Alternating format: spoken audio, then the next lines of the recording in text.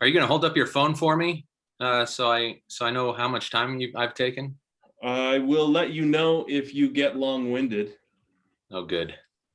Okay, cool. Yeah, I'll just jump in.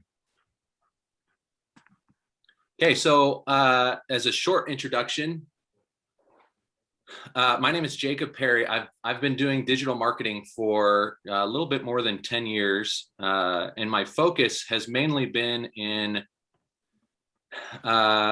big companies. So I started my career with 97th Floor. That's an agency that was actually tiny at the time, but now is one of the biggest agencies in Utah. And then I went on to Myriad Genetics, made them millions of dollars. I went to Vivint Smart Home, made them millions of dollars. Went to Vivint Solar, made them, I don't know, probably a few $100,000. And then I decided I don't want to make other people money. I want to make myself money. So from there, I started my own digital marketing consultancy business, and that's kind of where we're at here today. So in about 30 seconds, that's my intro. So let's get into it. So the Google My Business, this is my title. It's kind of fun play on words. I took Google My Business as a noun and turned it into a verb. So that's kind of fun for me, mainly, not really for you guys. Okay, this is my timeline for the agency I just started. By just started, I mean like my website went live last week. So I'm ready to take I'm ready to take as many clients as you guys want to throw at me.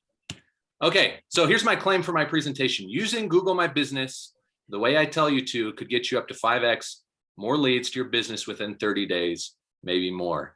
There are a couple of key words in here. I'll bold them for you. Okay. If you've ever worked with a legal team, this is funny. And then I don't want to spend a lot of time talking about what Google My Business is. I'm hoping that you guys have foundational knowledge of what Google My Business is, but just so we're on the same kind of playing field here, I'm going to go through just a little bit. Okay, so Google My Business is a profile for your business that Google gives you. It's free, that allows you to do a few things which are highlighted here. Okay, this is what it looks like on the search engine results page. The one on the left is the backend account, and the one on the front is what your customers or what potential customers see. This is what it looks like on desktop in the local pack. This is what it looks like. Sorry, this is what it looks like on your mobile device. And now it's not moving for me. There we go. Okay, here's what it looks like on maps. Here's what it looks like in your mobile. And here are a few things that I wanted to point out. Okay, so you as the business owner, you have all the control in the world for what appears on your Google My Business page. Okay, you can have a website, you can give people directions, you can have a schedule. There are places for soliciting and showcasing your reviews, your hours of business. You can change that for holidays, and there's a few other things that we'll kind of go over a little bit later, but that's kind of what that is. If you Googled anything about Google My Business and wanting to improve, this is what you would find. And this is not what we're going to be spending our time on. But again, it's important. If you want your business to show up on Google My Business, there are three main things that you want to look at. You want to look at relevance of the search query. So if your business is a donut shop and people are searching for, maple bars, that's relevant. You'll likely show up. Prominence has to do with how well known you are, and proximity is how close you are to the searcher. Okay. All right. So hopefully you now have a very basic fundamental understanding of what Google My Business is.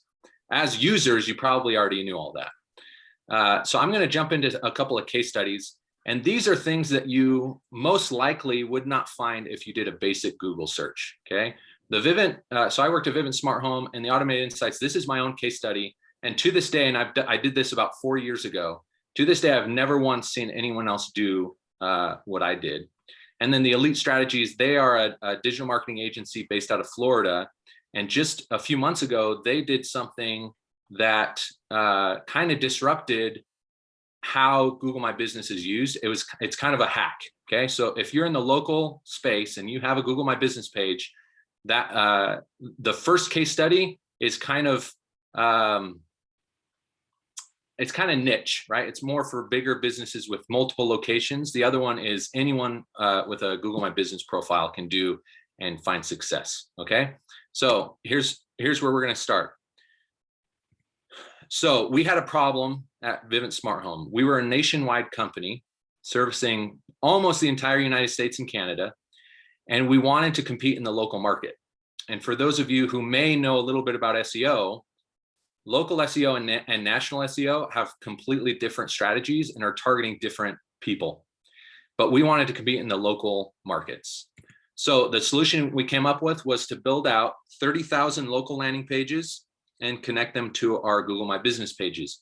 And at the time, we had just over 1,000 Google My Business profiles. There's another problem that came up. How do we write 30,000 local landing pages within a few weeks with minimal budget?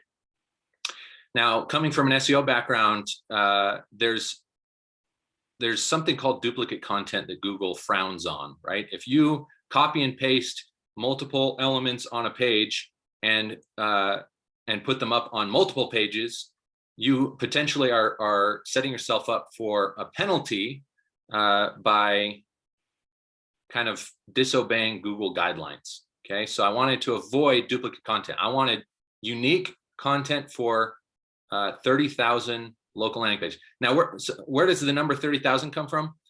If you look at how many zip codes exist in the United States, there are something, I don't know, it's probably close to 48 to 50,000.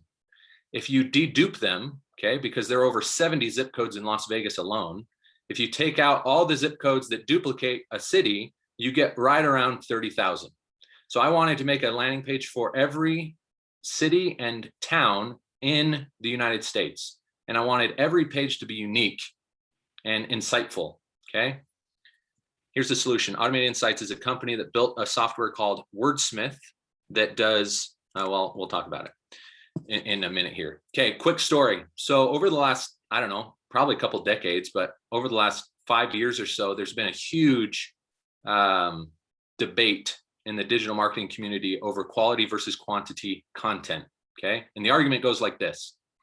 Should we spend most of our time writing a single piece of content that is super valuable, has tons of citations, tons of research, and it's just like a big bang of a piece of content that people will consume, share, they will link to it, they'll share it on the social channels, and we'll get a ton of kind of traffic or boost from that one piece? Or do we write a ton of smaller pieces to get maybe smaller pieces of traffic, but we get enough to make up for what the one piece would have done? Okay, and there are people on both sides of this. Now, in 2016, the Washington Post kind of, at the time, and not to say that this debate is over, but at the time they kind of made it so the quantity side of the argument took the lead. And here's what they did.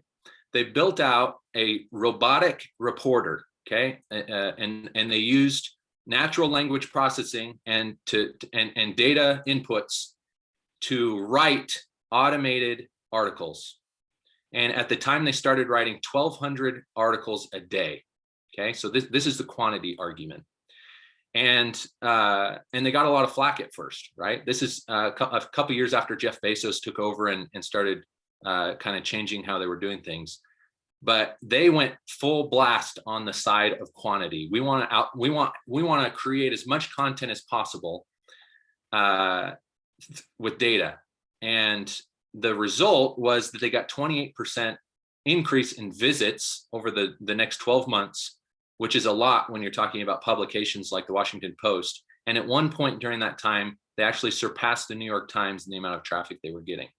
So at the time, everyone's like, holy cow, quantity. It's all about quantity.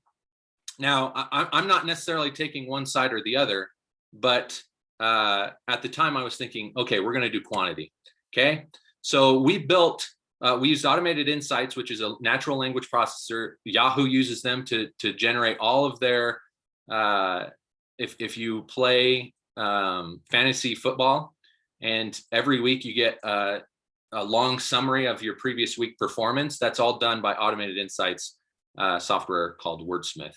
And so we used Wordsmith to create 30,000 local landing pages. This is one of them. This is the Houston, Texas one. This one was attached to our Google My Business page with the link here. So if you click on vivint.com from this page, you get to this page. Okay.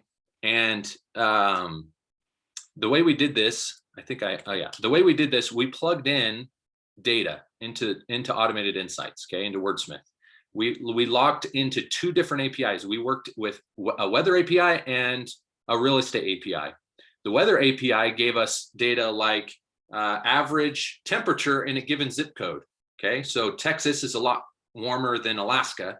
So our content should reflect, I mean, we had smart thermostats, right? Are you going to save energy by cooling your home or by heating your home? So we use that. We used a real estate API that gives us things like average median income that allows us to cater to a market of wealthier or less wealthy individuals with products. We also kind of implanted our brand guidelines. Anyway, I'm probably spending too much time. And then we scaled that to 30,000 landing pages. Okay.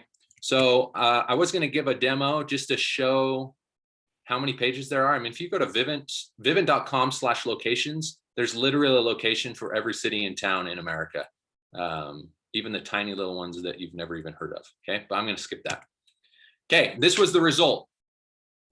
Okay, so you can see green was our previous year, yellow was our goal, and then blue was our actual. And right around April 1st was when we implemented our Google My Business plan. And it took about 12 weeks of inputting the data into Wordsmith, generating the pages, publishing the pages, and then almost immediately we saw the results, which was 5x what we were getting. We were right around 20 sales per week, and we got up to 120 sales by August, and that was sustained. Okay, and that's because we went with the quantity play.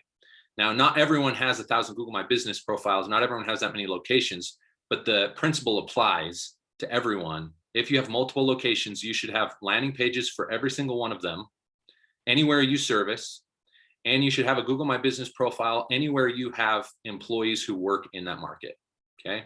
And that quantity will get you more leads. In this case, it was 5x, okay? The second case study was done by Elite Strategies, and this was their problem. They weren't getting the amount of GMB leads that they wanted. Their solution, be active on Google My Business every day for 30 days. They kept a journal. Okay, every day for 30 days, they challenged themselves. I'm going to do some kind of active thing or action on my Google My Business profile. Okay, here are some examples. Day one, they added 10 photos. They added more services to their profile. They created a keyword-rich post. Okay, day two, they did a few other things. Day three, more photos, lots of photos each day. And then random other things they did throughout the month. Okay. The results, this is literally, I mean, this is like the easiest thing you can do. And this was something they just did a few months ago. Now, this data may be a little hard to read, so let me summarize. They had 68% more growth in traffic in that 30 days, okay? Just by being more active. Now, the alternative to this, which is 99% of how people use Google My Business, is they set up a Google My Business profile. They put their hours of operation, they put all their information, and then they publish, and then they forget about it. They don't touch it. They don't do anything with it. It just sits there forevermore. And they may or may not get leads, but they know that their Google My Business profile is out there. What most people don't do is stay active on their Google My Business profile. Now, Google wants to promote their Google My Business profiles. They want people to use it. They want people to use it to get directions. They want people to use it to get to your website. They want it to be as valuable as possible. So they are rewarding people who utilize it. Now, there's more that you can do than just updating your hours of operation or, adding pictures. It's actually an interactive website to some extent, right? You can post, well, I'll actually get there in a sec. What Elite Strategies did after they implemented this for themselves is they also went to one of their clients and did the exact same thing. For 30 days, they were active on their Google My Business profile, and their results were 80% more customer actions. And customer actions are defined as getting directions, going to your website, calling you. I mean, anything that they do to kind of become a lead on your Google My Business profile is taking an action. And their client had an 80% increase just in 30 days of being more active on Google My Business. In most cases, you think, oh, if I want my Google My Business to rank higher, I need to hit those three things: relevancy, proximity, and prominence, and then generate reviews. And that's not the case. Okay, there's more that you can do, things that are easier, things that you don't even have to rely on other people to do, like leave reviews or testimonials. Okay, so here's the meat of Google My Business. You can post different types of things on Google My Business. Okay, I think I have a list of them. Here is an event and a couple of posts, but you can do offers, events, products, services. It's almost like a blog in that way.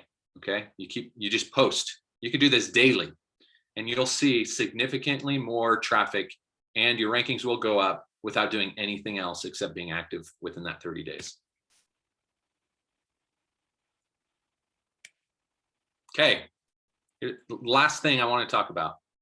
I think I have my computer's really slow here.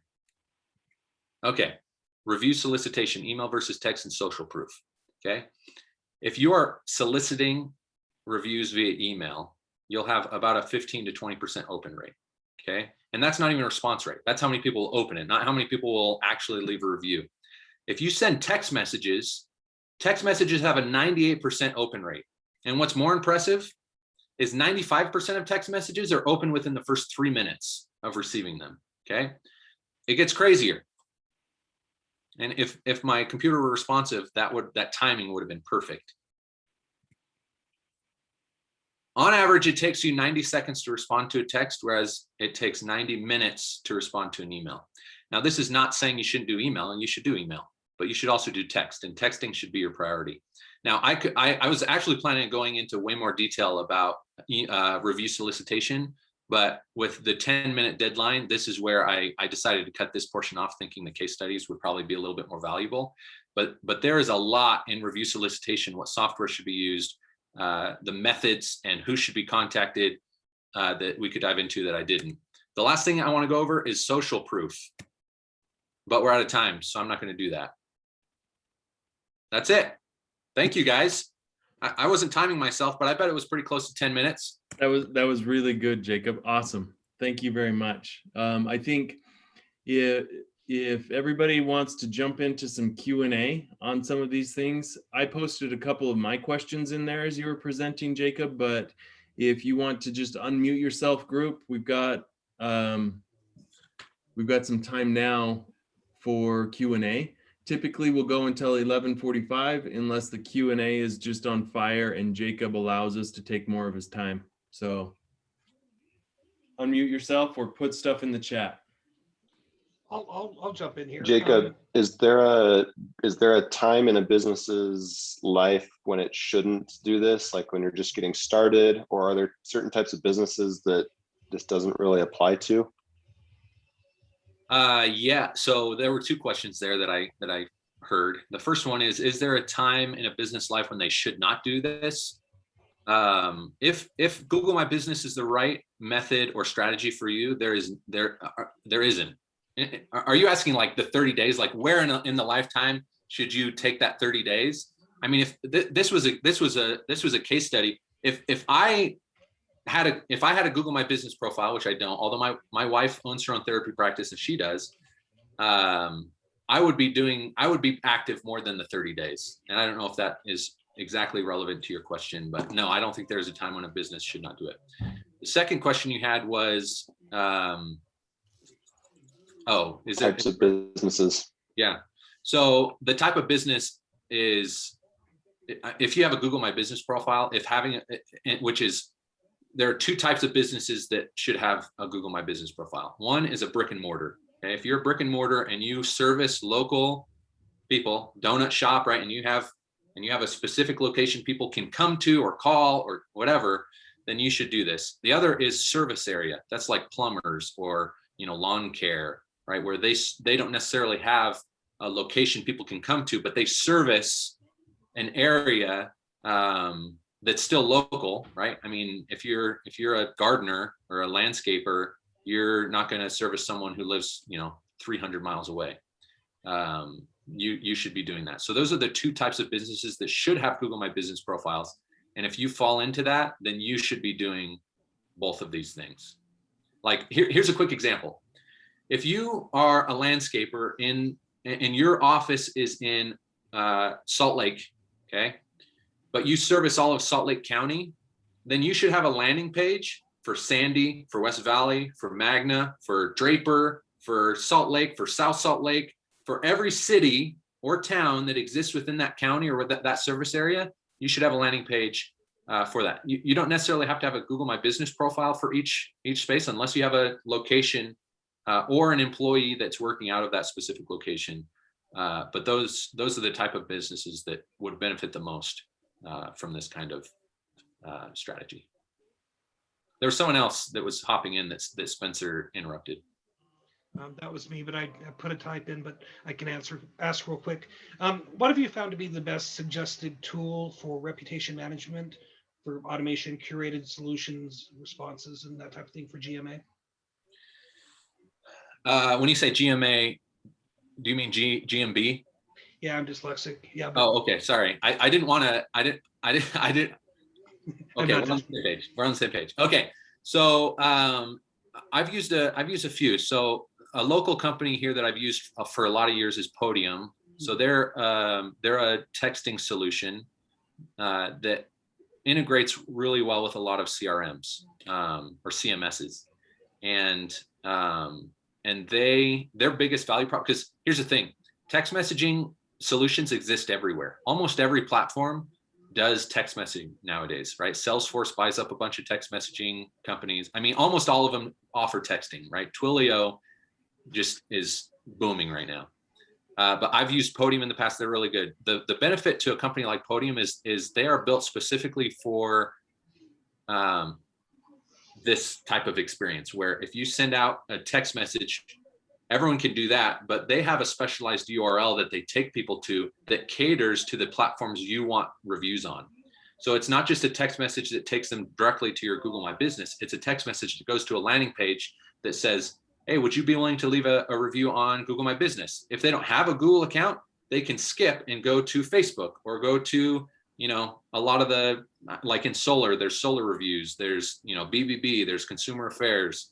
And you can cater those cards and control where people are going.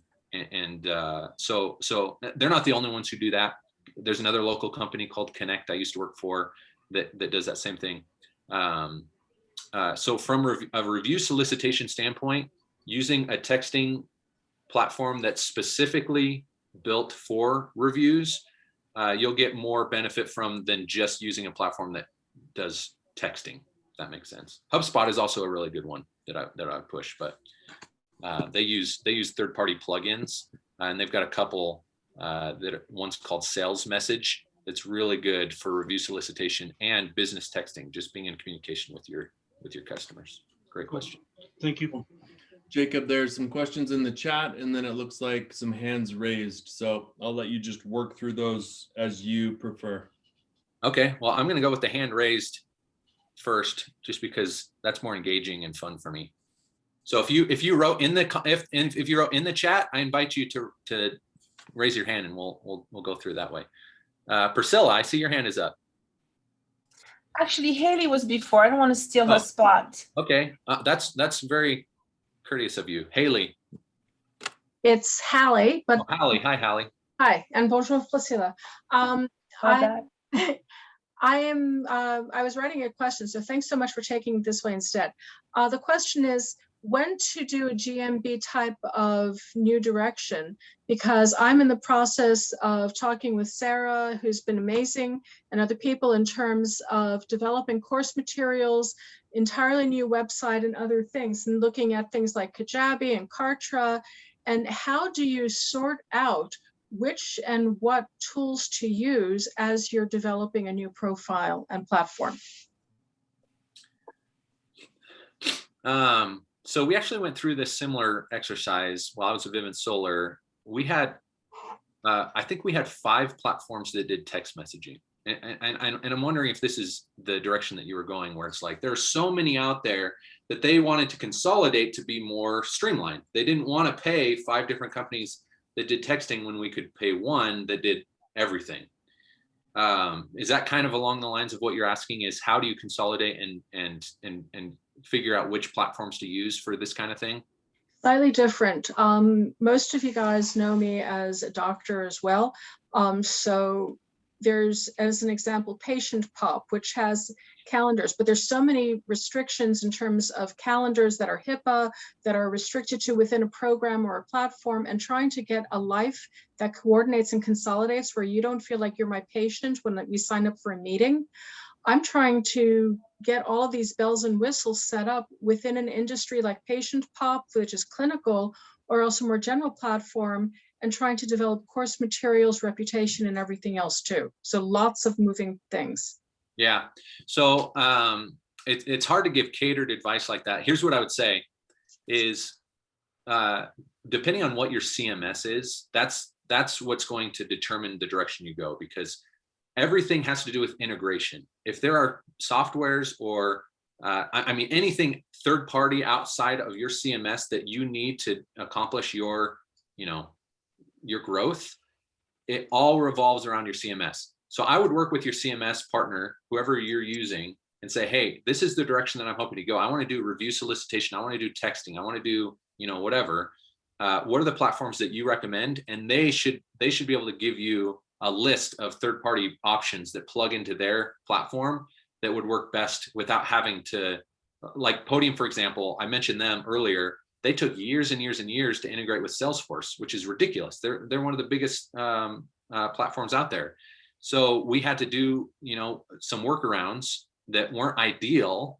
And ultimately, wasn't that cool, right? So always work with software systems that integrate with your CMS. That's the best advice I can give you. Thank you. Priscilla? Yes, Jacob. So I was wondering, the samples that the case studies, they're huge companies. So what would you advise solo entrepreneurs to start with? Because my Google My Business, I'm not on it every day, but every time I put a little effort in it, I see I've never seen anything like close out of this, because I think people buy from people they know, but I'm serving the whole United States, for example. So if you get, the geography versus like being everywhere, as like you were talking about, like having a homepage in every city in the US. So I wanted to know like a bit the difference. Yeah, so you're right. Vivint is a very big company, and I tried to take case studies that were appropriate for bigger and smaller, right? So the smaller case study is more about being active on your Google My Business profile. And that can be for any entrepreneur. If you just launched your Google My Business profile yesterday, and you're active for the next 30 days, you're going to see way more activity on your Google My Business profile than you would if you just left it to its own devices, right? And it's very simple, right? It's very simple to go in there and add a photo, right? I mean, most of the days are, things that would take less than 5 minutes to do. Other things like maybe writing a post or being more thoughtful about events that you may be doing, or promotions that may take a little bit more time. But that's where I would go if I'm smaller. However, there are things you can pull out from the Vivint case study, right? So the example that I used earlier, if you're a small company that services a county, you could add, I mean, it may not be 30,000 local landing pages, but it may be 10 or 15 local landing pages, which is more than 0, and it's more than 1. If you're in Salt Lake and you have a Salt Lake landing page, it's a lot more than that. So taking the local approach to small business and applying it to growth, because you may be so small that you only service one city, and that's okay. But as you grow and start to expand into new areas, if you take that strategy and apply it to both your Google My Business and your local landing pages, you'll see a lot more growth than you would otherwise. Mm-hmm. Interesting. And I can totally attest about the reviews on email versus text. It's very weird. I do email first, and then when I don't get the response, I shoot a text, and it's done. It's Yeah. amazing. And I have another question. It's not totally related, but how about Google Ads? What about Google Ads? Well, are they worth it? Google Ads. So let me throw out a disclaimer. Google Ads is not my specialty. My specialty is mostly in organic on the SEO side. Google Ads absolutely work depending on your industry, and you should look at competitors and see what they're doing. There are tools that you can use, and I'll just say a couple things real quick. There's a tool called SpyFu. Okay, SpyFu is amazing, and it does both organic and paid data. And one thing I use SpyFu for is it's actually a small, easy thing to do. It's competitive research. You go in there and you type in your competitor URL, and it actually goes and pulls every Google ad that they have used in the last several years, if they've been doing it that long.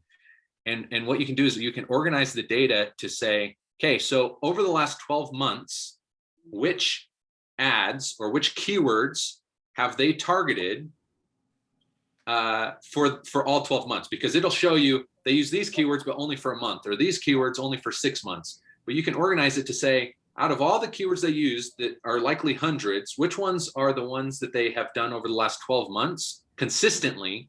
And that gives you the list of which keywords should be the most successful within your sphere or within your market. Okay, it's a very, very easy way of not having to spend Google ad dollars to find which keywords work, because usually it's a trial and error. But there are ways you can go out and use your competitors to say, hey, what have you found to be successful, and skip all the R&D of Google Ads. So that's one thing I would do. The other is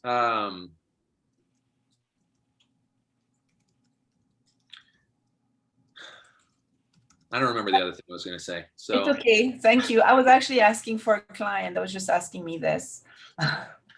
Oh, I remember. So the last thing I was going to say is, so at Vivint Smart Home, we were spending $2 million a month on Google Ads, and that was because we made it work economically, and that was after years of scaling. Right, we didn't start at that level.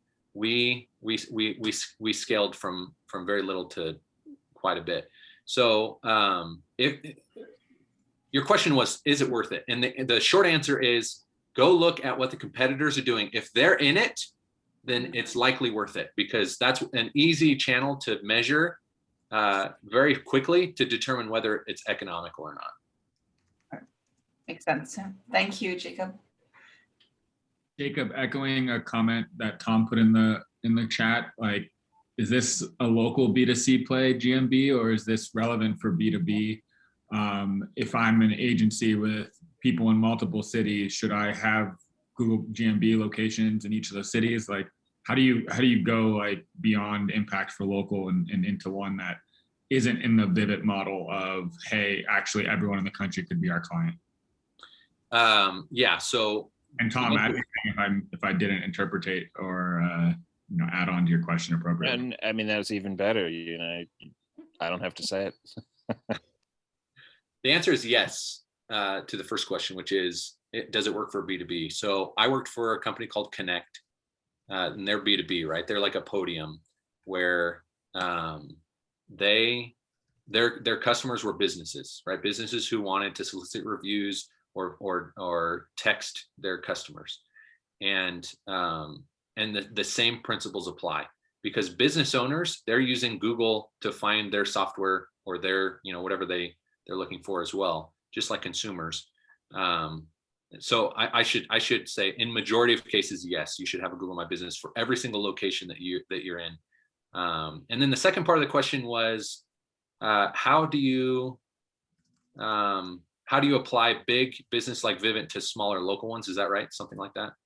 Or like maybe they're not operating in those local communities where every person in the country could be their client, but like they are an agency that can service every market should they so choose. Yeah. So there are two answers to that. One is the Google My Business answer, and one is the local landing page. So you can make a local landing page for any location, and you should, right? Any location that you are active in, you should have a local landing page for that. If you're in Detroit, Texas, which is a small little town, then you should have a local landing page there, okay? Google My Business is different because you can only have a Google My Business profile for either you have a brick and mortar or you have an active employee who lives in that area who is working that territory, okay? Otherwise, you can't have a Google My Business profile. So when we built 30,000 local landing pages, we only mapped 1,029 GMBs to them because that's how many locations where we had people actively in a specific city. Even if this is like the Salt Lake example. If we had an employee in Salt Lake, we could have a Salt Lake GMB, but if they serviced all the surrounding suburbs, we couldn't have a GMB in those unless we had an employee living within that zip code. So there are limitations, right? So if you're a smaller company, the same principle applies. You should have a local landing page for every location where you're active, but you can only have a local GMB where you have an active employee working in that area. Good question. That's great. I do see chats popping in here. I'm not monitoring the chat very well. Okay. What is CMS? I see that. That's customer management software. I'll go through some of them, Jacob. And while I look through for new questions, maybe you could answer my two questions because I'm selfish. How long is the long tail on the 30 days diary thing that you did? Or how consistent after that do you have to be to keep the benefit? And then are there tools to post your other social media posts on the GMB site? Two questions. So the first question is the long tail. I don't know. So this study was just done. I actually haven't even tested this myself, but this study was done at the very tail end of last year. So it's relatively new, and that was when the article was published. I'll have to go back and reach out and find out that specific answer. So I don't know, but I would imagine that there is diminishing, there is diminishing returns where you would have to be semi-consistent in order to get the benefit. Just in the same way that social media works, right? A tweet has a life expectancy of 18 seconds, right? Meaning after 18 seconds, your tweet is gone, likely unread by anybody. So you have to keep tweeting. And the same applies to all social channels where you just get buried by everyone else's social content where you have to be consistent. So I imagine Google if you're active on social media and you have schedules and you have things planned and you spend time doing that, what you should do is incorporate Google My Business into that same schedule so that consistency that's just part of the game, right? If I go to you and I tell you, hey, you need to be active for 30 days on Facebook, your response would likely be, duh, like, yeah, I'm already doing that. So when we talk about GMB, we should be talking about GMB in the same way. GMB should be treated the same way we treat Facebook. It should be active and we should be sharing because in a lot of cases, Google is the homepage of your website. And Google is changing more and more every year to take more and more of your traffic. So you want as much presence on their website as possible. And Google My Business bypasses your website altogether. People can call you, they can submit forms, they can text you, there's so many things they can get directions to go to your place. So many things they can do without ever touching your website that you should put a ton of priority on Google My Business, in some cases more than your own website. Okay. So are there different calls to actions that you would suggest on Google My Business versus other marketing campaigns that you do?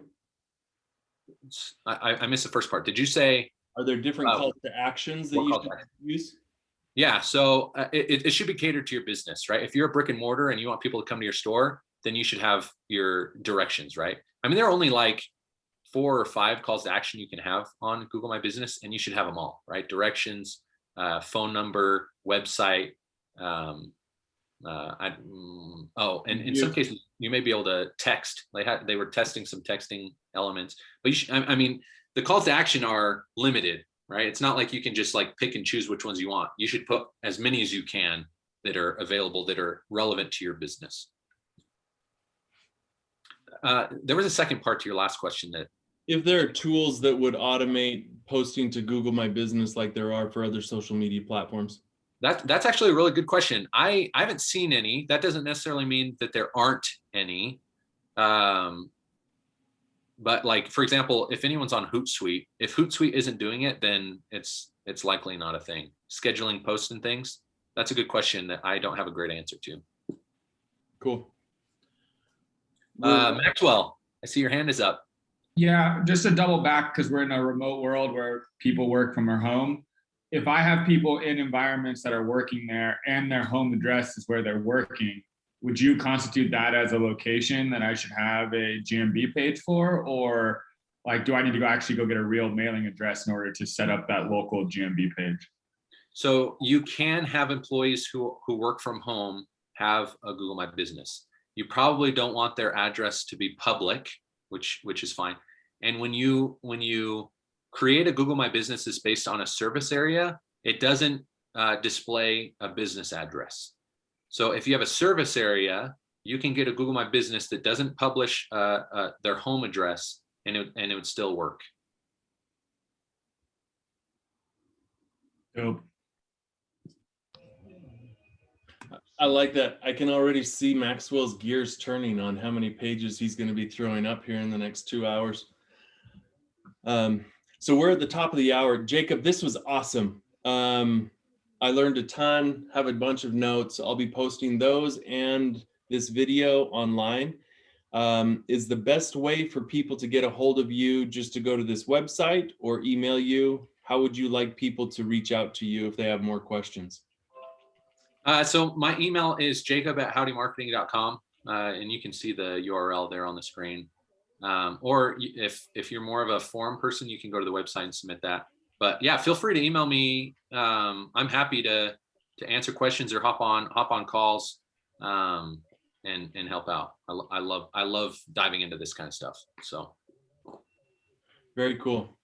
Well, thanks again for taking the time and really appreciate everybody coming out. We will see you next week. And again, thanks, Jacob.